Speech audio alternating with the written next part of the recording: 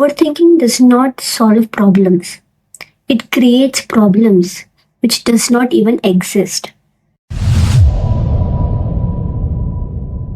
A lot of times मैं overthink करती हूँ and that is normal. But उस overthinking से बाहर कैसे निकलना है, that is very important. And so overthinking, actually what is overthinking? आपको क्या लगता है कि overthinking क्या है?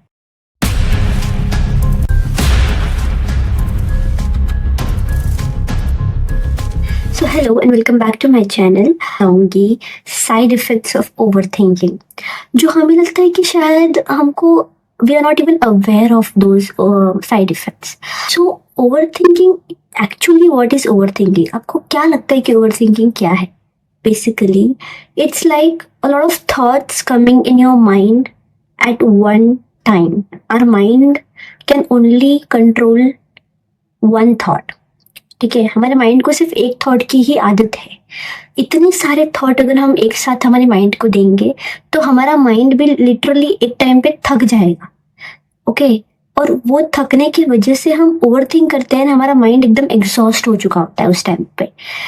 तो that is very harmful for our brain as well and for our health as well. तो मुझे लगता है कि हमें इसको ओवरकम करना चाहिए. बट इस वीडियो में मैं आपको ओवरकम कैसे करते हैं मैं ये नहीं बताऊंगी. मैं आप लोगों को बताऊंगी साइड इफेक्ट्स ऑफ ओवरथिंकिंग. तो शायद आप लोगों को लगे कि हाँ, साइड इफेक्ट्स इतने सारे हैं तो शायद मुझे ये चीज़ें नहीं करनी चाहिए, शायद मुझे थोड़ा सा कंट्रोल करना चाहिए अपना overthinking, which is obviously possible. But थोड़े धीरे धीरे टाइमली वो पॉसिबल होता है. ऐसा नहीं कि इट्स नॉट पॉसिबल.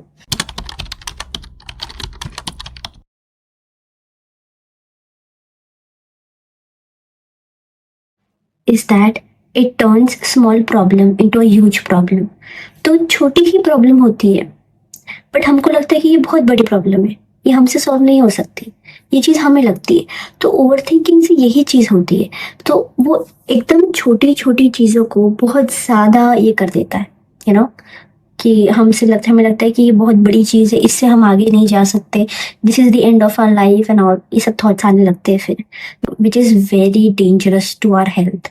तो मैं बोलना आसान है, ऑब्वियसली करना बहुत मुश्किल है, बिकॉज लॉट ऑफ पीपल अभी भी ट्राई करते हैं ये सब चीज़ें ओवरकम करने की. मैं भी करती हूँ.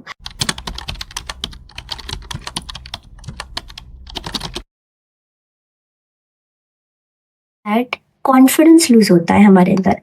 We lose our confidence in our own self, which is very important.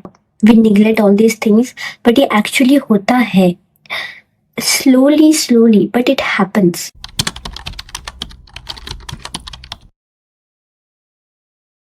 सो मुझे लगता है कि ओवरथिंकिंग का ये भी बहुत बड़ा डिसएडवांटेज है कि हम एक्शंस नहीं ले पाते, हम सिर्फ थॉट्स में ही रह जाते हैं. सो इवेंचुअली वो ऐसा हो जाता है कि मतलब हम सिर्फ थॉट्स में ही रह रहे हैं अपने.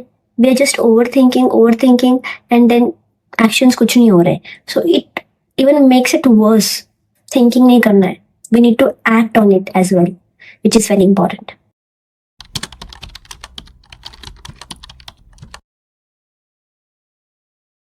अब जो मैं बोलने वाली हूँ वो बहुत क्रूशियल है, विच इज़ जो ओवरथिंकिंग है वो हमारी आज की खुशी, आज का हैप्पीनेस जो है वो गायब कर देता है.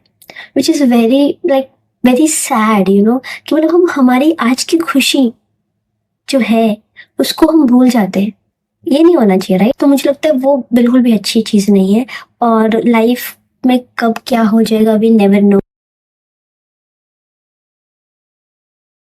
ये सारे साइड इफ़ेक्ट्स थे जो मुझे आप लोगों को कन्वे करने थे. एंड ये वीडियो मेरे लिए भी है कि मैं भी आगे जाके ये वीडियो देखूँ. एंड अगर आप लोगों को ये वीडियो थोड़ी भी हेल्पफुल हुई तो I would be really very happy. अगर एक जन भी इस वीडियो से कुछ भी हैप्पीनेस लेके जा रहा है या फिर कुछ सीख लेके जा रही है, I would be really very happy for this.